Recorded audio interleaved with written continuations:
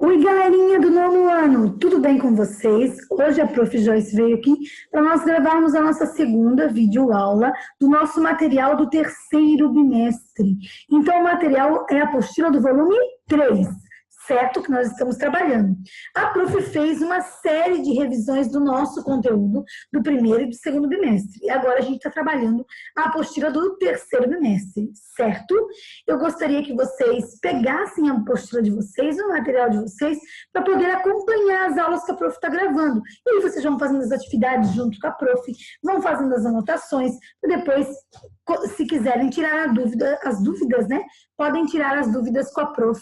ali pelo WhatsApp, tudo certinho. Então, vamos lá. Hoje, primeiramente, a gente vai corrigir as atividades que a Prof. deixou na outra aula. A Prof. deixou duas atividades para vocês na outra aula, certo? A Prof. deixou a página 6 e a página 7 de Interpretando Documentos. Nós vamos corrigir a página 6 e 7 e a Prof. vai continuar a explicação. Vamos lá? Então, olha só. A Prof. vai compartilhar a tela com vocês. Apareci aqui de novo, certo? Olha aqui, ó. Então, a Prof. botou ali, ó, página 6 e página 7. Página 6, sobre o populismo. Então, a nossa unidade, que é a unidade 9, tem dois temas, o populismo e as ditaduras na América Latina. São os países da América Latina, né, que viveram governos populistas e governos ditatoriais. Lembrem-se, o que é um governo populista? É um governo que quer agradar a massa, que quer agradar a maioria da população, certo? Então, os líderes populistas geralmente são líderes carismáticos, que agradam o povo, que falam o que o povo quer ouvir principalmente. Olha só. Então, no Organizando a História, da página 6, a questão diz assim: sobre o populismo, analise as afirmativas a seguir. Tem como principal característica a tomada de medidas voltadas às camadas populares? Sim, certíssimo. Então, as medidas de um governo populista sempre visam o quê? As camadas mais populares, que é a maioria da população. Na América Latina, apenas o Brasil não teve governo de caráter populista. Mentira! No Brasil nós tivemos um grande governo de caráter populista, que foi o governo de Getúlio Vargas, que nós já estudamos, que a Prof. já fez a revisão com vocês. 3. Diferente dos governos ditatoriais, os governos populistas não recorriam à censura quando colocados em questão. Errado também. Os governos populistas não gostavam da oposição, não gostavam de quem falava contra eles. Então, muitos governos populistas censuraram sim. O que é a censura? É um departamento que tudo que é passado na TV, veiculado nas rádios, ou no jornal escrito, ou no jornal falado, passa pelo departamento da censura. E isso acontecia nos governos populares também. Certo, gente? Getúlio fechou vários jornais, o Juan Perón, na Argentina, fechou vários jornais. Então, a única que está correta aqui é a número 1. Então, a alternativa certa é a letra A. Apenas a afirmativa 1 está certa. Olha na página agora, próxima página, página 7, nós temos aqui um fragmento de um texto, certo? Fragmento é uma pequena parte de um texto. Em crise e sem condições de dirigir com segurança o Estado, a classe dominante precisa conquistar o apoio político das massas emergentes. Finalmente satisfeitas essas duas condições mais amplas, é preciso um terceiro elemento para completar o ciclo, o surgimento do líder. Um homem carregado de carisma, capaz de mobilizar as massas, de empolgar o poder, de conquistar a população. Lembrem que a Prof. falou também para vocês que um governo populista, ele é sempre pai dos pobres e mãe dos ricos, porque ele tem que se articular entre as camadas populares e as camadas menos populares, que comandam também o país, que são os grandes empresários. Com base nesse texto, quais as alternativas corretas? Vamos ver a primeira alternativa. Os líderes populistas assumem cargos de liderança apenas em contextos de crise? Claro que não, o texto está falando isso.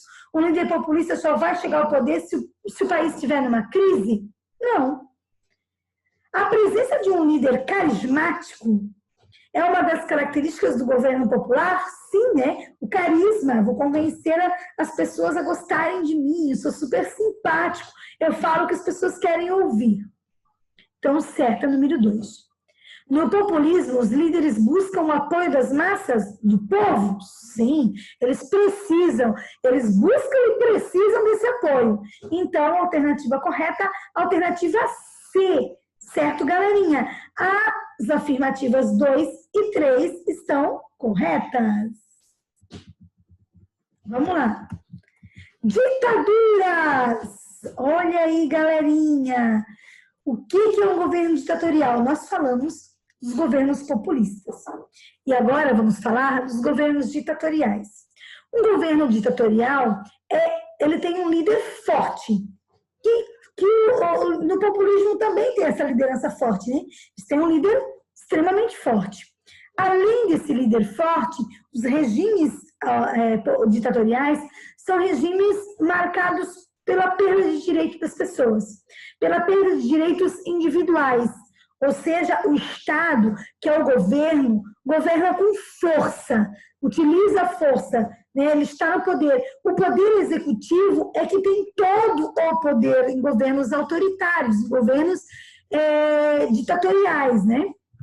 Então, governos ditatoriais, um governo ditatorial é um governo autoritário, é um governo em que ele comanda. O poder executivo, que é o Estado, que é o presidente, que está no poder, é que vai comandar tudo. Então, governos ditatoriais, geralmente, eles não se importam com o Congresso Nacional, com o poder legislativo, porque eles são a autoridade máxima. Então, governos ditatoriais são governos em que nós temos a autoridade máxima no Estado, que é o poder executivo. Eles é que vão comandar. É um Estado forte, que interfere direto na vida das pessoas, cerceia direitos, diminui os direitos das pessoas. Nós vamos ter muita censura, a utilização da própria violência por parte do Estado para o enfrentamento de qualquer crise, de qualquer problema, certo? E outra coisa, governos ditatoriais aqui na América Latina eram governos que não gostavam de governos comunistas, de governos socialistas.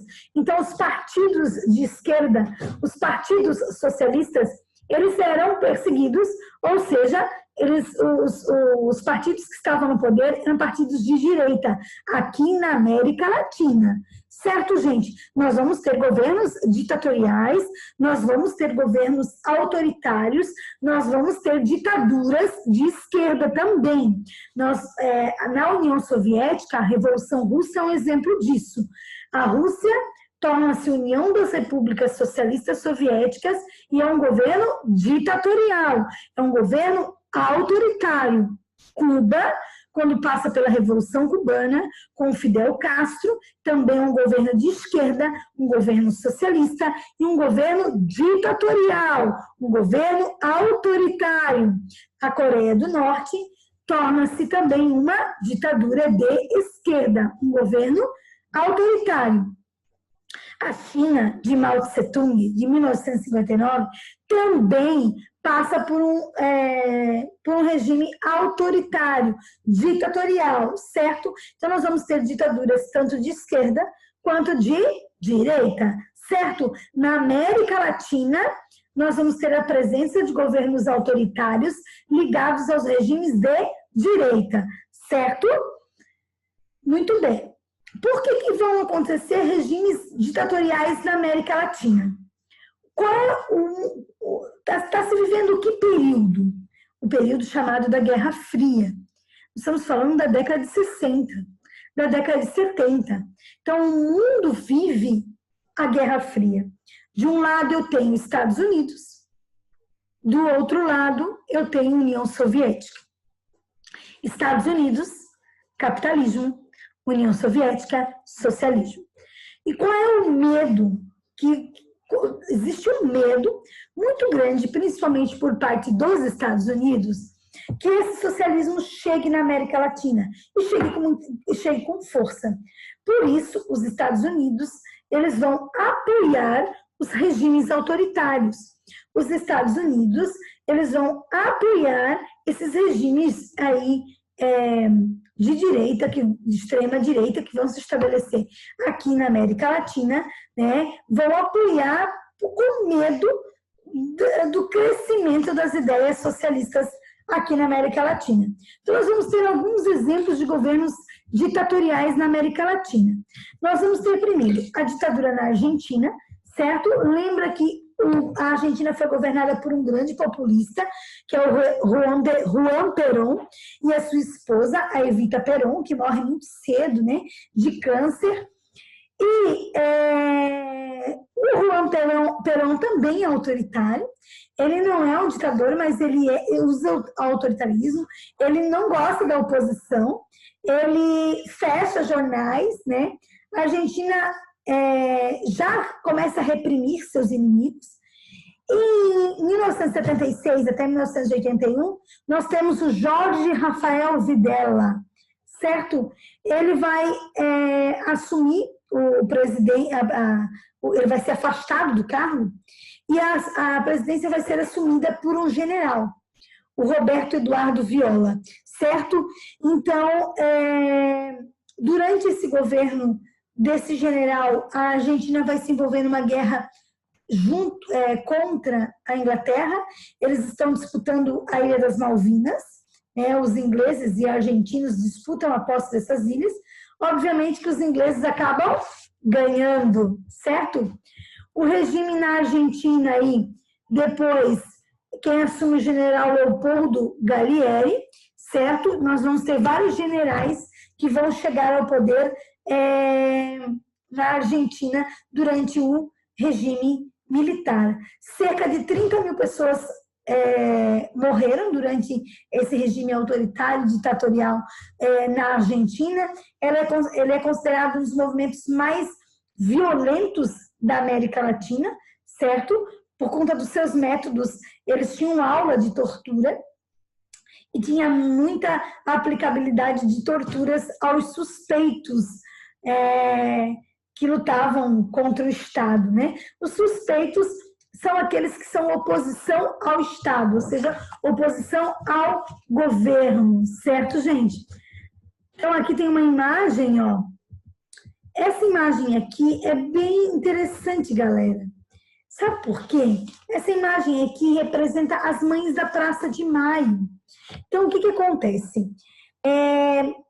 Na Argentina, várias crianças e adolescentes desapareciam. Os filhos de quem era envolvido com movimentos de esquerda ou movimentos de oposição ao governo, eles não aceitavam oposição. Regimes ditatoriais não aceitam oposição. Todos que são oposição são perseguidos. E aqui acontecia da mesma maneira. Eles eram perseguidos. E essas crianças e esses adolescentes desapareciam. Eles não tinham mais notícia. E o movimento das mães da Praça de Maio, ele acontece começa em 1977, certo? São mulheres que vão para a Praça de Maio, que fica em frente à Casa Rosada, que é a sede do governo, certo? Mães da Praça de Maio, porque elas vão se encontrar na Praça de Maio, que é em frente à sede do governo, que é a Casa Rosada. Lá elas se encontram porque elas querem saber dos seus filhos, ou o que aconteceu com seus netos, enfim, tá? Com seus parentes que desapareceram, certo? Então, a justificativa deste movimento. Eles querem saber o que aconteceu com os seus familiares, é a principal reivindicação. Esse movimento cria uma repercussão muito grande, tá? É uma repercussão muito interessante e é uma repercussão que sai da Argentina e chega em outros países, certo? Que eles querem saber as informações do desaparecimento dessas pessoas durante o regime militar e quais vão ser as punições para os sequestradores. Esse é o objetivo delas, tá? Olha só. Aqui na página 8, a gente tem assim, as avós da Praça de Maio constituem uma organização não governamental fundada na Argentina em 1977, um ano após o golpe de Estado, liderado pelo general Jorge Rafael Videla. Tá? A ditadura deu início no dia 24 de março de 76, os anos mais violentos da história da Argentina. Depois vão chegar ao fim ali na década de 80, certo, gente? Então, essa atividade aqui, depois a prof vai deixar de tarefa para vocês e a gente corrige na próxima aula. No Chile, gente, no Chile é muito interessante a história do Chile. O que acontece no Chile? No Chile vai acontecer as eleições. Quem vai ganhar de forma democrática? O que é uma eleição democrática? Em que as pessoas participam do processo eleitoral, votam e escolhem o seu representante. Aqui, de forma democrática, quem ganha as eleições para presidente do Chile é um representante de esquerda, é um socialista, certo? Então, é o Salvador Allende. O Salvador Allende, então, vai ganhar vai ser eleito presidente do Chile. Ele promete aumentar os salários dos trabalhadores, ele promete fazer a reforma agrária, ele promete nacionalizar os setores. O que é nacionalizar? Transformar as empresas que são privadas em empresas nacionais, que pertencem ao Estado, certo? Ele, então, é o primeiro presidente. Quando ele assume o poder, gente, a dívida do Chile chega a 40 bilhões de dólares. O Chile está vendo uma crise muito grande. E os Estados Unidos, eles controlam o cobre. O Chile é um país que tem muito cobre. E quem explorava o cobre no Chile, quem tinha o lucro, eram os Estados Unidos. E aí, o que o Salvador Allende pretende fazer? Nacionalizar o cobre. Ou seja, o cobre é nosso. Vaza daqui, Estados Unidos, porque ele é nosso, ele nos pertence. Então, os Estados Unidos, obviamente, não gostou nada disso. Não gostou por conta da nacionalização, porque ele ia perder, e não gostou porque o Salvador Allende, ele era de esquerda, ele é socialista. E vai que o socialismo dá certo na América Latina. E vai que isso é bom e outros países querem se tornar socialistas também. Então, os Estados Unidos não querem deixar isso acontecer. Junto ao apoio dos Estados Unidos, os partidos de direita, de oposição ao socialismo, ao Salvador Allende, vão chegar ao poder. Eles vão tomar o Palácio da La Moneda, no dia 11 de setembro de... Olha, tem essa imagem aqui. 11 de setembro de 1973. Vocês sabem que sempre 11 de setembro a gente vê passar na televisão o ataque às Torres Gêmeas, né, dos Estados Unidos. Antes do ataque às Torres Gêmeas dos Estados Unidos, sempre passava na TV o que aconteceu no Chile, em 11 de setembro de 1973, certo? Ou seja, um golpe aconteceu, a instalação de um governo militar com o apoio dos Estados Unidos. Então, eles tiram Salvador Allende do poder. Ele faz um pronunciamento lá dentro, aqui é o Palácio da La Moneda, sede do governo, tá? Verdadeiro cenário de guerra. Aqui dentro, ele faz uma transmissão pela rádio, dizendo que ele não vai abandonar o povo e tudo mais, e ele comete suicídio dentro do Palácio da La Moneda. Tiram ele de lá, só o corpo, né? Enfim, e o exército toma o poder junto com o apoio dos Estados Unidos.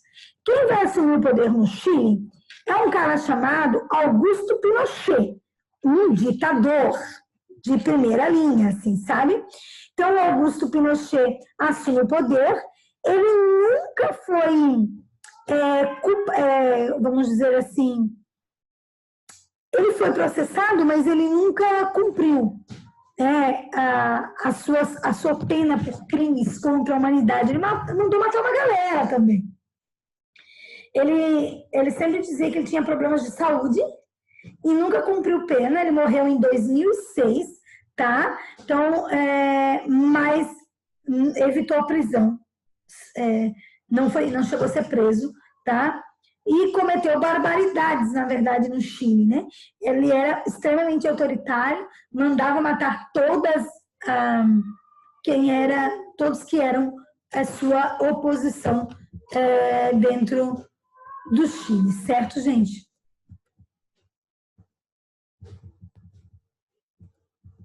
Olha só, a gente tem ditaduras também no Uruguai, na Bolívia e no Paraguai.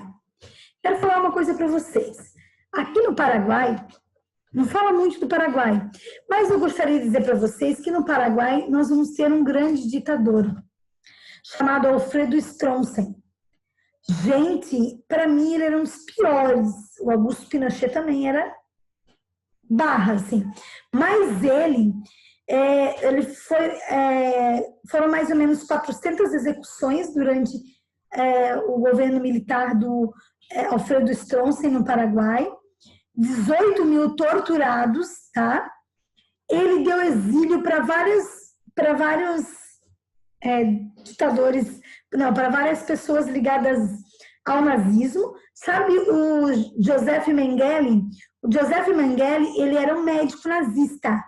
Ele trabalhava nos campos de concentração da Alemanha nazista, fazendo várias experiências. Tenebroso, assim, as experiências dele. E ele ganhou exílio na Argentina, tá? Na Argentina não, no Paraguai, desculpa. Ele ganhou exílio no Paraguai, ou seja, ele ficou ali no Paraguai, protegido ali pelo Alfredo Stronsen. Ele apoiava o narcotráfico, tá? E ele cometia vários abusos, principalmente com meninas de 10 a 14 anos de idade, certo? Várias desapareciam. Conta-se na história que havia um carro vermelho que pegava essas meninas e elas sofriam muitos abusos, né? Mas ele gostava de meninas bem jovens, de 10 a 14 anos de idade. Então, o Paraguai também passou por um forte regime militar, onde nós temos autoritarismo, cerceamento, né? Os direitos dos cidadãos eram totalmente cerceados. Certo, galerinha? Falta para falar ainda da Revolução Cubana, que é bem interessante, onde nós vamos ter Fidel Castro e Ernesto Che Guevara participando dessa revolução, mas a prof vai falar dessa revolução na próxima aula, certo? Então, vou deixar umas atividades para vocês fazerem. Na próxima aula, a prof corrige e fala sobre a Revolução Cubana, certo, galerinha? Eu encontro vocês na semana que vem, na nossa próxima videoaula. Um beijo no coração de vocês.